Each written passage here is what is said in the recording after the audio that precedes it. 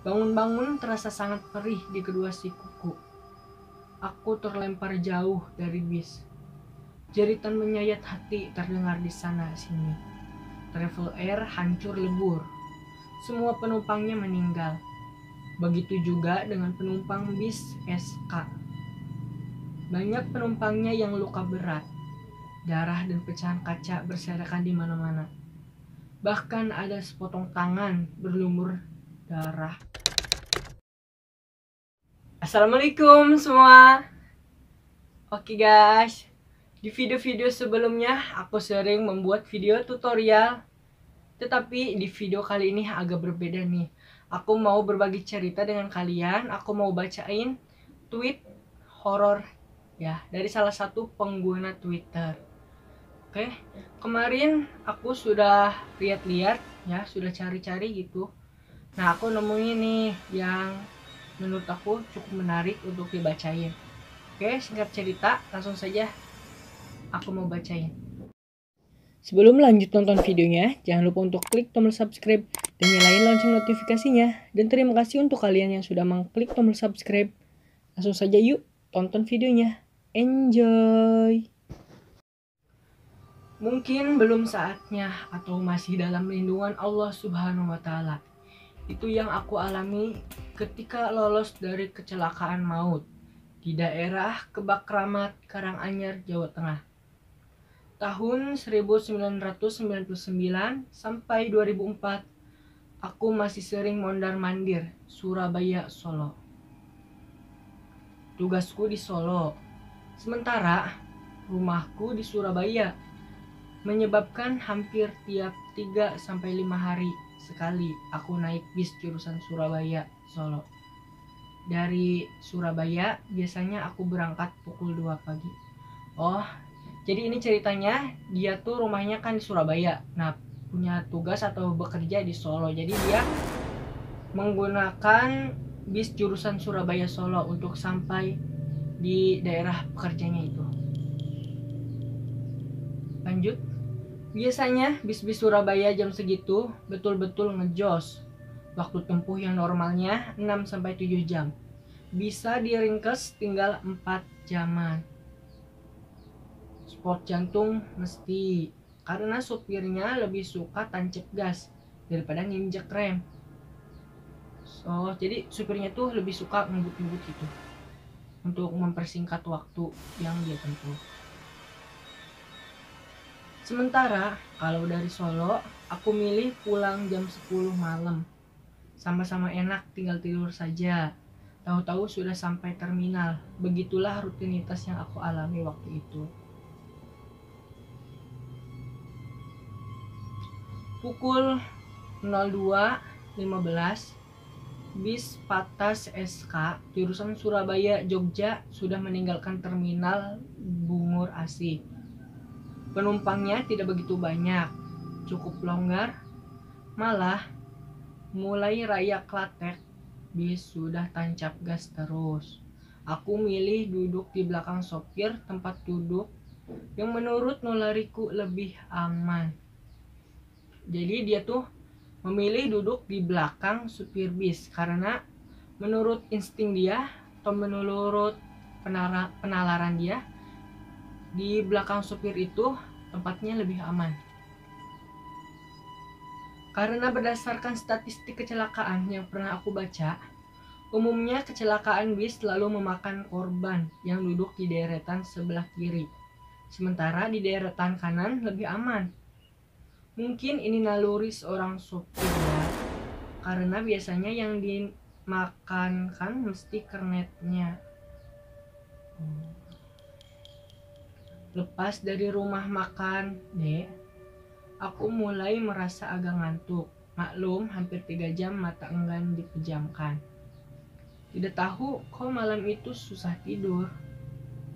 Entah sadar atau tidak, mungkin masih pada fase theta.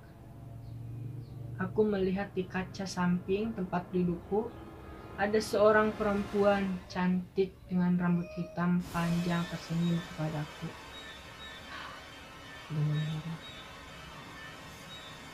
Tangannya yang kuning langsat seperti membawa seikat kembang mawar. Bibirnya nampak merah merona, dengan mata yang riap-riap mirip Luna Maya. Perempuan itu nampak sedang menari dengan lincahnya iringan lagu-lagu campur sarian. Campur sarian tuh lagu kayak gimana sih? Coba buat kalian yang tahu lagu campur sarian, komen di bawah ya. Oke, langsung saja. Aku sendiri merasa heran, namun nalarku seolah mati. Aku mengikuti tarian itu dengan sesama dan sedikit menikmati.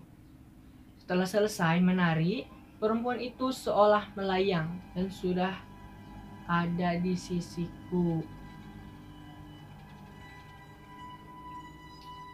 Mase, duduknya pindah ya, jangan di situ, katanya sambil menunjuk ke deretan kelima sebelah kanan. Kata masnya. Loh, kenapa mbak? Tanyaku agak tidak suka. Sudahlah mas sebaiknya pindah dari sini. Begitu dilakukannya hingga 3 kali. Setelah itu perempuan itu menjauh dan hilang.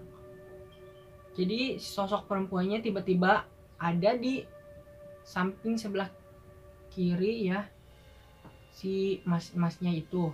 Terus si sosok perempuannya itu menyuruh masnya itu suruh pindah, dan perempuan itu menunjuk ke bagian kursi yang nomor 5. Entah anak kenapa ya, gak tahu, aku juga lanjut saja yuk.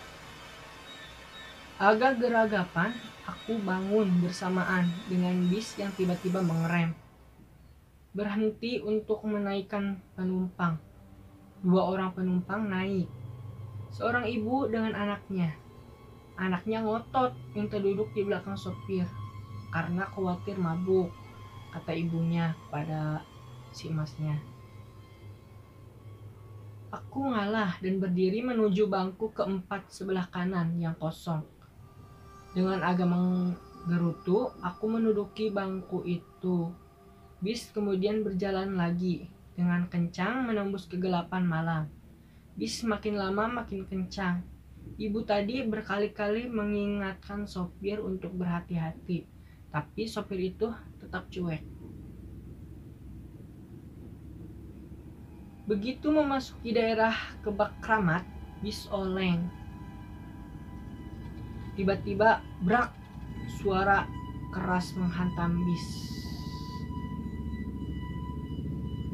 Bis menabrak Travel Air dengan sangat keras dan baru berhenti setelah menabrak pohon asem besar yang ada di depan makam Kebak Kramat. Bangun-bangun terasa sangat perih di kedua sikuku. Aku terlempar jauh dari bis. Jeritan menyayat hati terdengar di sana sini. Travel Air hancur lebur. Semua penumpangnya meninggal. Begitu juga dengan penumpang bis SK. Banyak penumpangnya yang luka berat. Darah dan pecahan kaca berserakan di mana-mana. Bahkan ada sepotong tangan berlumur darah yang mampir itu. Perih. Aku sempat histeris karena mengira tanganku putus. Jadi si emasnya tuh mengira bahwa tangan yang ada di perutnya itu mengira tangan dia putus. Dia jadi berpikiran bahwa tangan dia yang ada di perutnya. Tolong, tanganku putus, tolong, jeritku sambil memegangi potongan tangan itu. Lah, tangan sampean masih ada, masih utuh loh. Cuma luka-luka gores kena pecahan kaca, kata bapak-bapak yang menolongku. Mana pak? Lah ini, lo tanganku, ini tanganku, kataku sambil menunjukkan potongan tangan itu. Sabar pak, sabar, tangan bapak masih utuh, itu dilihat, kata bapak itu dengan sabar. Aku sadar, kemudian melihat tanganku kiri dan kanan. Loh iya, benar tanganku masih utuh ya pak. Lah terus ini tangannya siapa? Ih, sambil melempar tangan itu di bawah. Badanku terasa dingin dan mata mulai semerat. Mau pingsan lagi.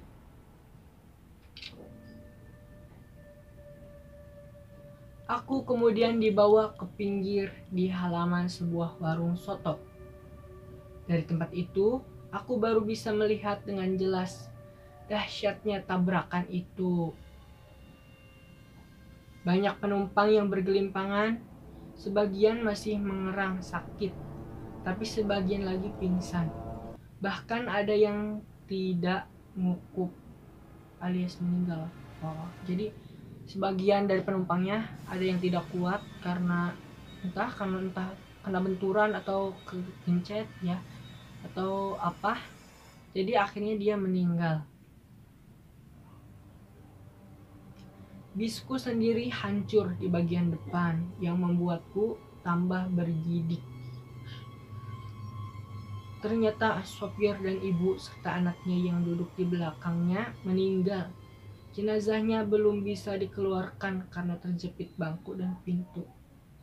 Melihat itu, aku kembali sujud syukur. Baru kusadari arti peringatan dari perempuan misterius yang berkali-kali memintaku pindah tempat duduk tadi. Perempuan yang seingatku keluar dari kaca jendela, menari dan kemudian ngotot minta aku pindah tempat duduk. Berkali-kali aku menyebut nama Allah Subhanahu wa Ta'ala. Tetap bersyukur. Membayangkan seandainya aku tetap ngotot duduk di belakang sopir tadi, tentu tubuhku sudah hancur lebur dijepit kursi dan pintu. Itu persis yang dialami oleh ibu dan anaknya yang takut mabuk tadi. Aku bersyukur dan mengucapkan terima kasih kehadirat Allah Subhanahu wa Ta'ala karena sudah mengutus makhluknya yang lain untuk mengingatkan dan memintaku pindah tempat duduk tadi. Berarti jadi dalam keadaan apapun kita harus ingat kepada Sang Pencipta Allah Subhanahu wa Ta'ala. Jadi dalam keadaan apapun kita harus ingat. Mungkin si makhluk itu atau si perempuan itu adalah salah satu jembatan atau salah satu untuk mengingatkan si emasnya tadi. Ya. Dari orang-orang yang kemudian menolong dan memberikan minum padaku, aku baru tahu bahwa daerah Kebak Keramat adalah daerah black spot, daerah yang angker, daerah yang berkali-kali menjadi saksi bisu tabrakan maut dari berbagai macam kendaraan. Sudah banyak korban yang luka-luka dan meninggal akibat kecelakaan di depan makam Kebak Keramat itu. Tak heran bila banyak sopir yang kemudian membunyikan klakson atau menyalakan lampu dim 2 kali. Bahkan tak jarang ada yang melemparkan koin 1000-an atau 500-an rupiah di sekitar jalan itu, supaya kalis ing sambe kolo, alias supaya terhindar dari musibah yang ada di daerah situ. Aku hanya geleng-geleng kepala sambil meringis kesakitan. Mendengar keterangan itu, aku tidak cerita tentang perempuan yang sudah mengingatkanku tadi malam. Bagiku perempuan tadi tetap menjadi misteri terbesar dalam kehidupanku, menjadi tangan Allah Subhanahu wa Ta'ala untuk menyelamatkanku sehingga aku masih bisa cerita seperti saat ini. Jadi kesan-kesannya buat kalian atau buat para supir-supir, jadi dalam berkendara tidak usah ngebut-ngebut. Yang penting selamat di perjalanannya, dan ingat yang dibawa itu bukan diri kalian sendiri, tapi banyak orang lain. Gak masalah kalau kaliannya nyupir sendiri, gak bawa orang lain, yang tabrakan kalian gak merugikan orang lain.